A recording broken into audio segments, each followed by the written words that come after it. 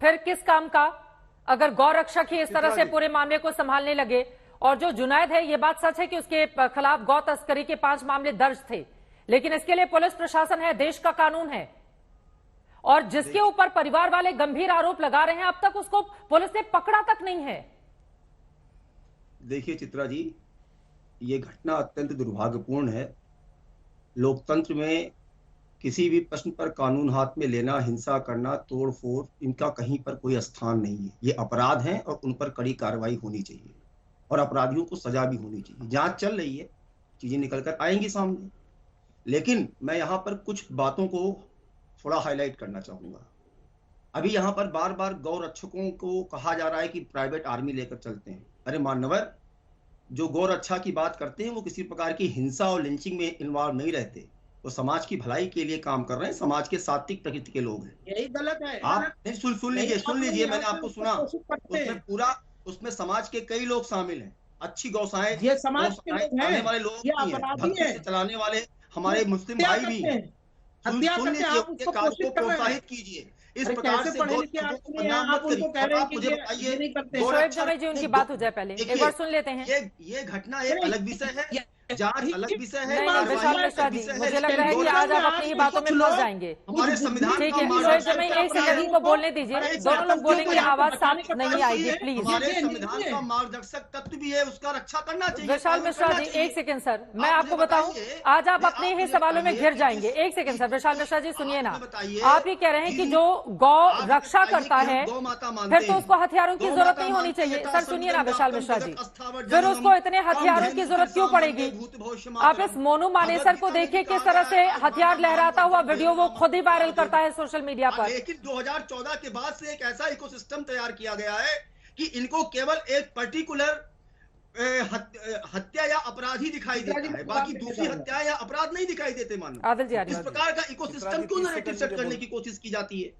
अपराध होता है, उसको अपराध की दृष्टि से। मेरी आवाज मिल रही है क्या विशाल जी आपको?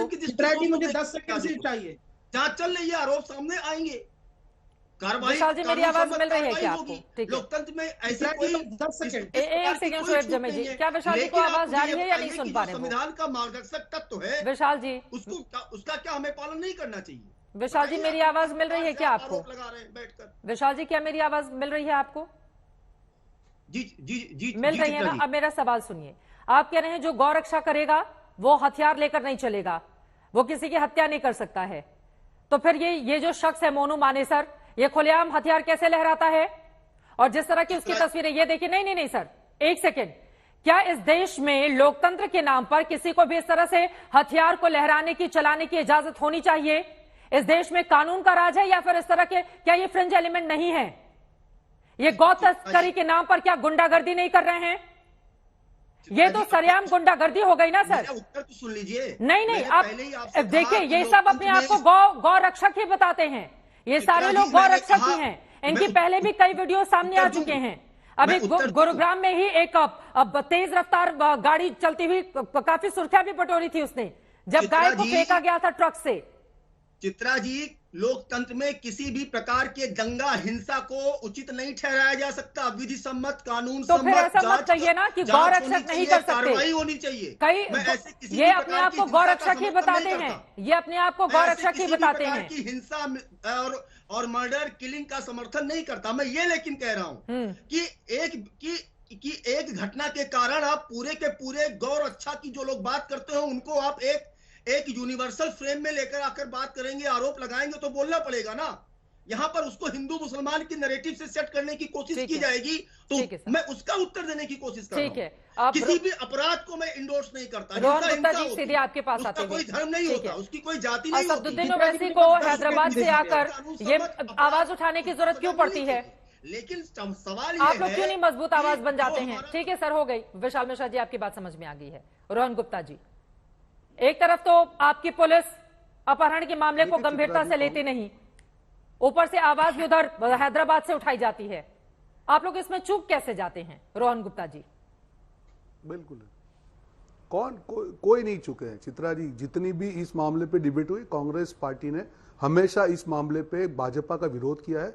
और एक चीज मैं कहना चाहूंगा चित्रा, जो भाजपा आज खेलती है, देखिए आपका एक बहुत बड़ा शो है, बहुत ज्यादा लोग देखते हैं। मैं आज एक चीज कहना चाहूंगा, मैं हिंदू हूं, आज गौ माता हमारे लिए सबकी माता है। हाँ। पर गौ माता की रक्षा के नाम पे जो जिस प्रकार के फ्रिंज एलिमेंट को भाजपा ने प्रमोट किया है, जैसे आपने भी कहा, इनके पास हथियार कहां से आते हैं, फिर पुलिस की क्या जरूरत है? वैसे अगर आप ये लोगों लॉ को एंड भी ऑर्डर सवाल, का मामला है, अगर लेकर गौ कर रक्षा रहे का हैं। मामला जो है हाँ। वो पुलिस की जिम्मेदारी है।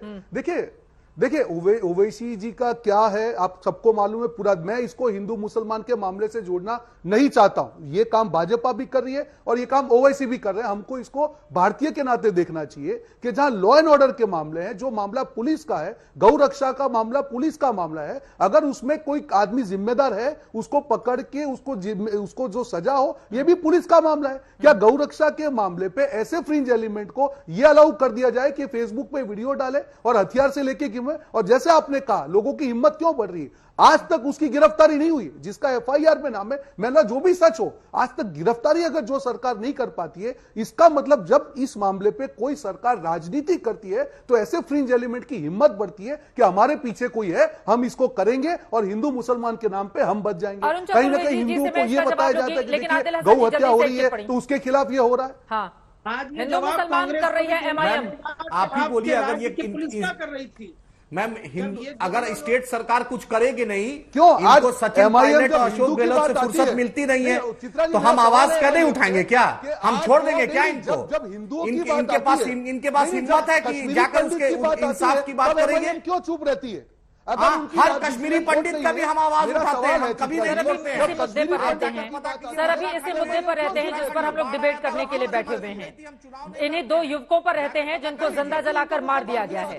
उनका परिवार इंसाफ के इंतजार में है। ठीक है, इधर उधर नहीं जाते, इसी टॉपिक पर रहते हैं। जो दोहरा नीति कांग्रेस का ये भारत जोड़ो का ड्रामा है, ये कांग्रेस पार्टी बताए कि ये ड्रामा कब तक, क्यों इंसाफ नहीं मिला उन लोगों को? इनकी पुलिस क्या की? सचिन पायलट और अशोक गहलोत के झगड़े से कब निकलेंगे ये? तब आपका कोई सवाल हम क्या हक ठीक है, अरुण चतुर्वेदी जी के पास आते हुए, अरुण चतुर्वेदी जी एक आखिरी कमेंट, जिसका नाम एफआईआर में दर्ज है, जिसके ऊपर इतने गंभीर आरोप लगे हैं, जो आपकी सरकार के रहते हुए फेसबुक पर हथियारों को लहराता हुआ घूमता है, जो वीडियो जारी करके बता रहा है कि मैं होटल में था, मैं तो बड़ा पाकसाफ था, अगर उसके ऊपर इतने गंभीर आरोप लगे हैं तो गिरफ्तार करिएगा या अभी इंतजार कीजिएगा आप लोग?